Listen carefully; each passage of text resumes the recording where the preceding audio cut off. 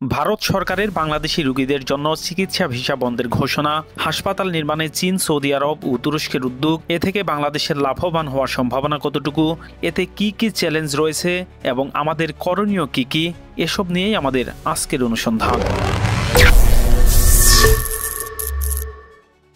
সম্প্রতি ভারত সরকার বাংলাদেশি রোগীদের জন্য চিকিৎসা ভিসা বন্ধের ঘোষণা দিয়েছে, যা অনেক বাংলাদেশি রোগীর জন্য উদ্বেগের কারণ হয়ে দাঁড়িয়েছে। প্রতি বছর হাজার হাজার বাংলাদেশি উন্নত চিকিৎসার জন্য ভারত গমন করতেন, বিশেষত হৃদরোগ, ক্যান্সার ও জটিল সার্জারির জন্য। ভারতীয় হাসপাতালগুলোর তুলনামূলক সাশ্রয়ী চিকিৎসা এবং সহজ যাতায়াত ব্যবস্থা এসব রোগীর ভারতমুখী হওয়ার প্রধান কারণ ছিল। তবে সম্প্রতি সময়ে বাংলাদেশে আন্তর্জাতিক মানের চিকিৎসা সেবা নিশ্চিত করতে বেশ কয়েকটি দেশ হাসপাতাল নির্মাণে আগ্রহ দেখিয়েছে। এর মধ্যে চীন, সৌদি আরব এবং তুরস্কের নাম উল্লেখযোগ্য। এই তিনটি দেশ বাংলাদেশে আধুনিক স্বাস্থ্যসেবা অবকাঠামো গড়ে তোলার জন্য বিনিয়োগ পরিকল্পনা গ্রহণ করেছে, যা দেশের স্বাস্থ্য খাতের জন্য এক নতুন দিগন্ত উন্মোচন করতে পারে।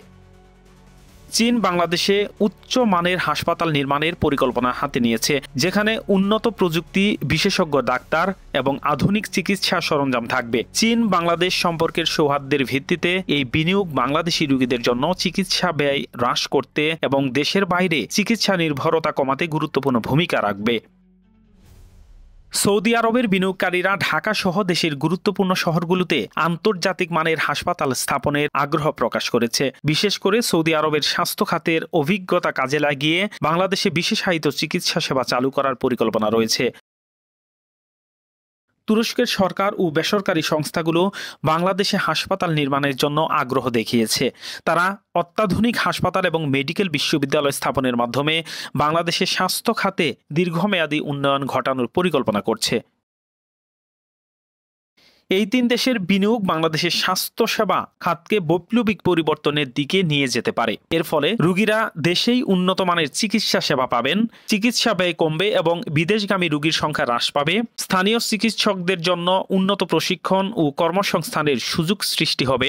স্বাস্থ্য পর্যটনের সম্ভাবনা বৃদ্ধি পাবে, যা দেশের অর্থনীতিতে ইতিবাচক প্রভাব ফেলবে।